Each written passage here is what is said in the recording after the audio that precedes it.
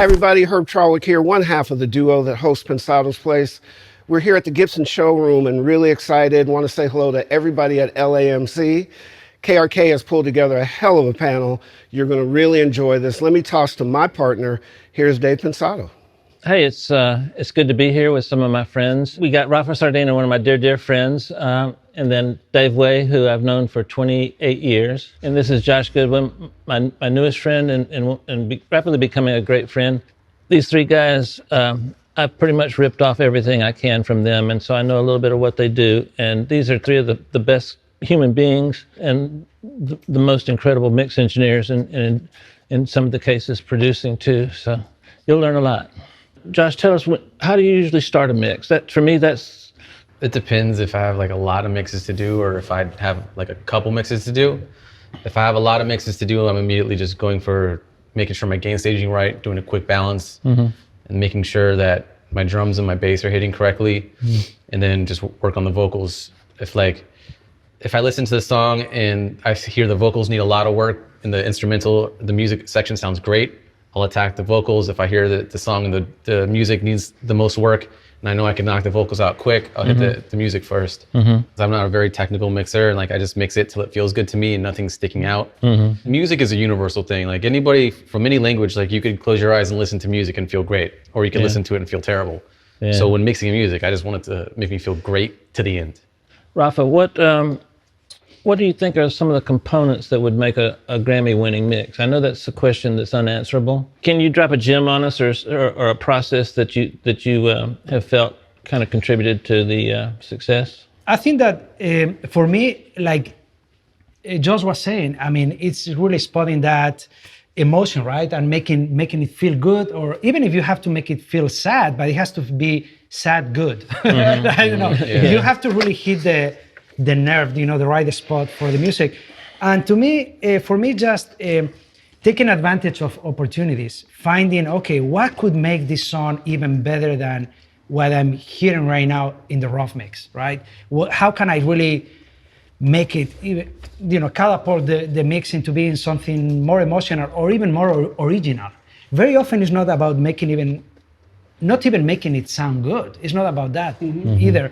It's about making it sound like really special, and it could be just one element, just one single element. It could be even that, I don't know, like that kick, bam, that hits every 2 bars, and it just makes the whole song, When we were doing Genie in a Bottle, this is back in the day. These kids don't know. No, they don't know. In a Bottle, but I remember there's that kick drum that kind of goes, it's like a triplet kick drum in there. And we kind of just decided that's one of those elements that we're like, let's just crank that up and see what it sounds like. And when we did, I was like, that's great. Let's just, so it's like that special thing that kind of, just pokes out more than maybe it should, but it really makes you take notice, Dave, you picked a great example because part of what we're trying to do is relate to the audience that moment where you actually contributed to something, and that was Christina Aguilera's first hit record, and it altered my mind about the pop world, because we were doing a lot of hip hop back then, and Dave killed that mix. I'm telling you, Josh, my friend. Yes, Dave. This is the real deal right here. Some people think, oh man, he made it so quickly. He made it so quickly because he's damn good, and watching him rise and everything, and it's just been wonderful for me. And so share something with us that you think gives you an advantage. Well, I think the main thing for me was I got involved with an artist, and early on in his career, and at the time, we were cutting probably a couple hundred records a year, and when it came down to actually finishing the albums, we would send them off to mixers. They would come back sounding differently. And, I'd rough mix every song to the best of my ability. And after rough mixing a couple hundred songs, you learn how to mix. And so it got to the point where the artist was just like, why don't you just mix all the songs? So I was like, okay. And so, I got the direct cosign from the artist himself. And then from there, it was just like, we had a successful album. And then that's it. Dave, how about you? Yeah, I'm kind of the same way. I don't really have a template that I start from. I don't... I basically just kind of go. I just start, and whatever grabs my attention, I just really just try and make it sound as good as I can, as quick as I can, and then step back from it in half an hour, and kind of just then listen to it a little more critically. And because usually it's that first half an hour that you're still kind of learning the song. You've probably listened to the rough mix, usually listen to the rough mix before, even getting into it.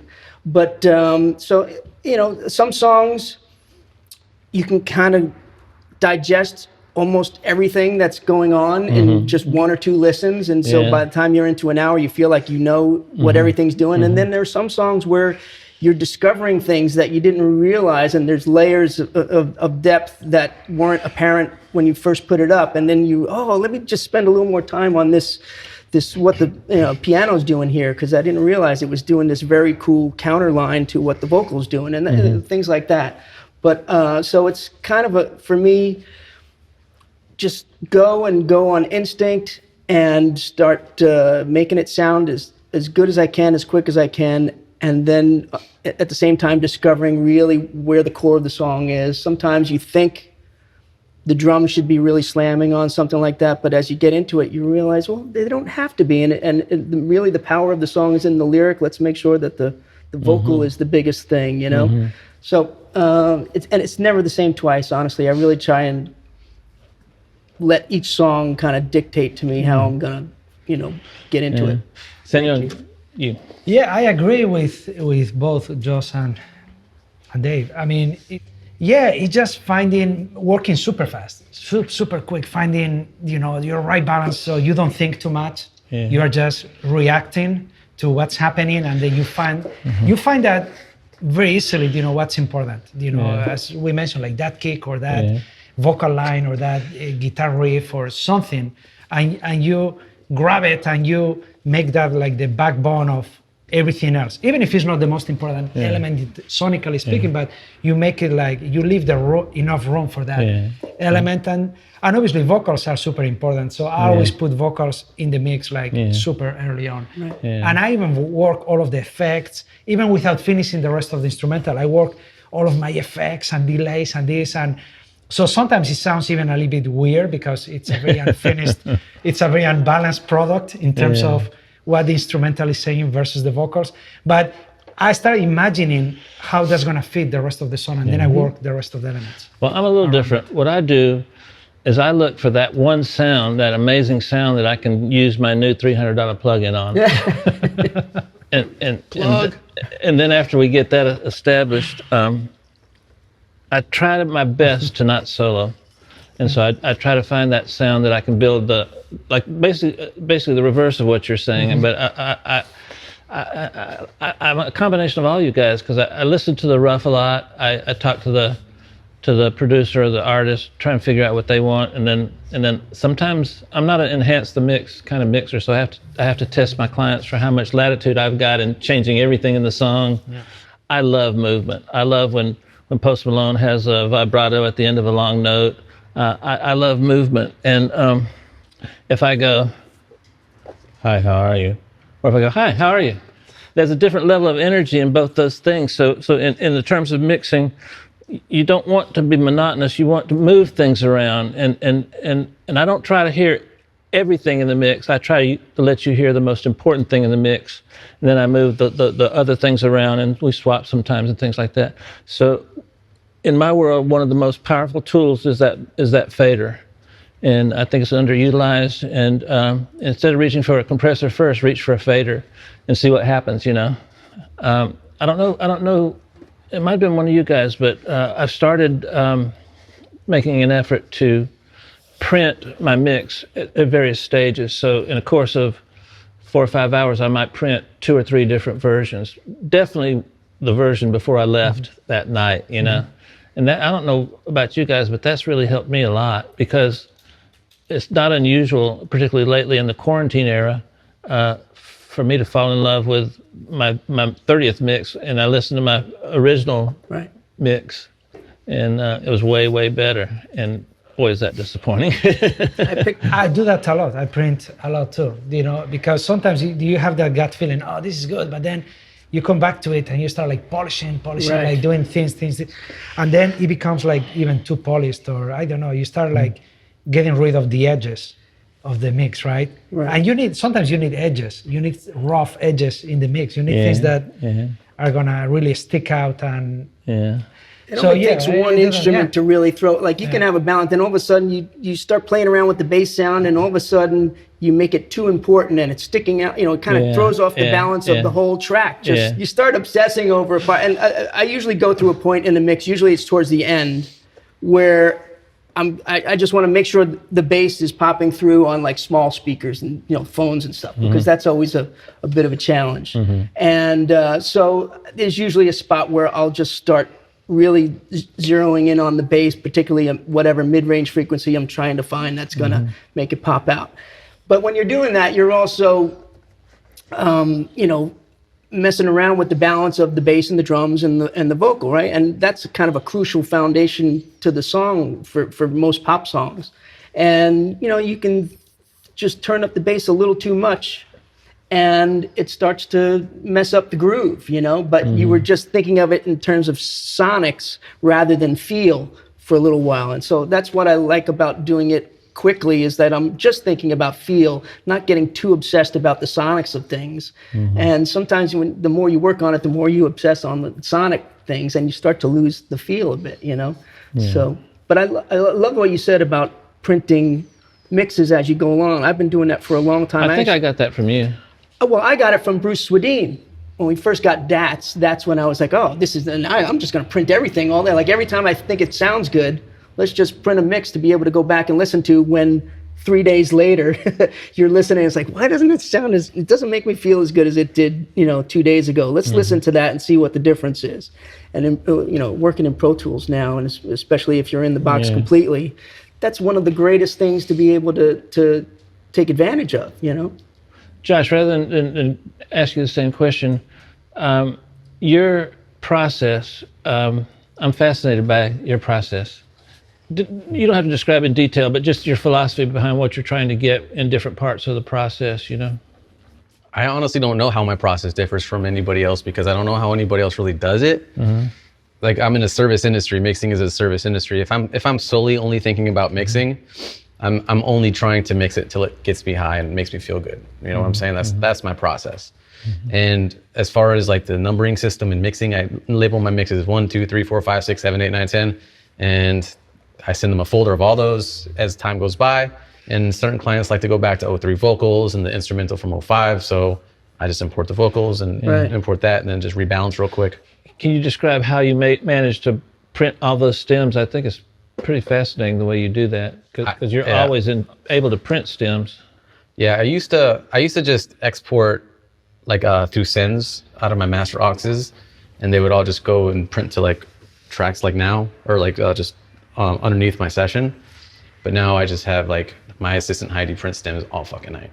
If I'm doing Bieber stuff, like they need vocals dry, they need this dry, they need this separated and that separated. So it's a la carte, if you will. What's the status of mastering now? Is it still useful? Is it more useful than ever? Is it a good way to have a safety net to see if you're doing fits in with what is necessary? Tell me what you're... I think it's about your relationship with the master engineer. I mean, it really comes down to that. Does he really understand what you're doing? How far you're going with the low end in specific mixes, and is he going to respect that? Because you have to be in sync with the guy who's going to be mastering it. And sometimes you expect more, sometimes you expect less. You don't want them to do much at all. And they have to be honest enough to come back to you and say like, I'm not going to touch it. I'm not going to do much. I'm just going to maybe make it a tiny bit louder, or maybe even not. So I think that these days we're mixing like pretty close to a master product in a way, because we're being compared to that constantly. That's where we're at right now. We're being constantly compared to an already master. We have always been, but now more than ever, they expect to immediate gratification. Here, like something close to the final product. So in a way, we are sort of like pre-mastering, even without really asking for the job description. We have been forced to become that too. So many times there isn't much more they can do in mastering, so it becomes like a safety net. And obviously they have to make the different songs, fit together in a way. If it's going to be part of a body of work, but not even that is that important anymore, with the streaming. So yeah, it's funny because the role of what a mastering engineer does has changed so drastically, 50 years or so. It really kind of started as a product of having to cut vinyl and having to deal. That in itself is an art form and takes a lot of skill to be able to fit as much of the music on a very limited physical dynamics. Yeah, so you that's what a mastering engineer was really skilled at doing. And I think most engineers probably then were very happy to put it in the hands of somebody with those skills. Then, when CDs came out, we didn't have to worry about cutting for vinyl so much, but now it was still part of the process. It was, kind of ingrained in how we did things. But also the mastering engineers had some very specific equipment, 1630s, and it was a very specialized process still, that you needed to go to mastering for this reason. But now, as soon as being able to burn CDs on your computer came out, then there's really, in my mind, the only reason you're going to a mastering engineer is for their take on what you're doing, for the relationship that you have with any particular mastering engineer. And, this is something that they do every day. They're listening to all kinds of music, many more things, many more projects than we get to listen to and, we'll work on in 1 year. If we're mixing an album that, takes, a month, 2 months or whatever. But in those 2 months, they've mastered 200 songs, by all different styles. So in this day and age, there's really no reason why any of us can't give the client a loud, fully mastered sounding WAV file, right? That they could just use as a master. So. Yeah. But, I think most of us here really want that safety net of saying, I need it. I make a lot of mistakes. Yeah. Let me chime in on this real quick because this is important. Mastering, I just got done with a new Bieber album just now, and I'm 25 songs in, and I lose perspective of 2 weeks ago, I'm like, yo, these mixes are fire. That's just fucking crazy. And then 4 days to turning it in, I'm like, I don't even know what this sounds anymore. That's when the panic starts to hit. So it's I'm calling my guy. I was like, dude, I need you to freaking QC the heck out of this thing. Call me out if something's missing because I'm so deep in the vortex. I don't know what sounds good anymore. I'm just going off instinct. And then that aside, the label needs all these deliverables. They need all these versions. They need cleans. They need master iTunes, all these different versions. If I had to physically do all that work, I would go crazy. I don't want to deliver anything. I'm delivering my mixes, getting them approved, and the mastering engineer has to deliver tons of crap to the label. So that's still important. I still think mastering is going to be the first complete automated thing in our career. You know what I'm saying? Because they're mixing a 2-track. Yeah. They're mastering a 2-track. You could do that with analyzers, kind of. Yeah. It's still a tasteful thing. It's already happening. Yeah. So I'm like, I need it. At the same time, I'm afraid for mastering engineers. and minus the 5%ers. Yeah.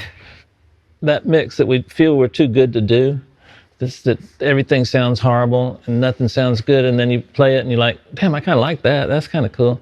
What one technique or piece of information would you share with the bedroom indie guy that's going to elevate him? For the bedroom guys, just when they're creating their music and they're dialing in their sounds and getting creative with EQ and compression and feeling, that's the most important thing for those guys because they're going to learn how to do it on their own. And when it's time to graduate from that or evolve into something different, they're already going to have the skill sets to mix, right? Yeah. So I think learning how to dial in your own sounds and doing it yourself and cutting out the middleman is extremely important for cats like that. Well put. The younger generation is really great at sounds and getting, just amazing sonics on things. And that's so awesome because it makes our jobs easier. But I would, if I was going to give advice to anybody, it's don't forget about the song and make the song as bulletproof as possible, is arrangement wise and just getting the song as tight as possible because that's there's a whole editing process that goes on just to make sure the song is as good as it can be, I mean, I know songwriters who spend constantly obsessing over whether it should be we or me or is or was or these little words that make a difference. I'm just gonna say this. When you produce a song, it could take a year, it could take 2 years. When you write a song, sometimes that song is not gonna get placed for years. It could be 5 years later. When you mix a song, it's like a mirror, right? You give to the song and then it gives back to you and you're instantly fulfilled, you're instantly high. And it's like every mix I do, it's like a runner's high. Like I can create the mix and it like gives me back my energy that I just put into it. When I'm producing a vocal, I give all my energy to the artist, they take it. And then they leave me with nothing. And then I have to work the song, build the song, rough mix the song, fix the song. But when I get my energy into a mix, it's reciprocated instantly. And that's why I fucking love mixing so much. No, I totally agree. Great. Right? I totally agree. You describe it very, very well. Like the way it makes you feel. When you produce a vocal, it's like, yeah. And then they're like, The more love you put into it, the more love you're going to get. Listen, guys, when I found out I was going to be hanging out with you guys, I was so happy.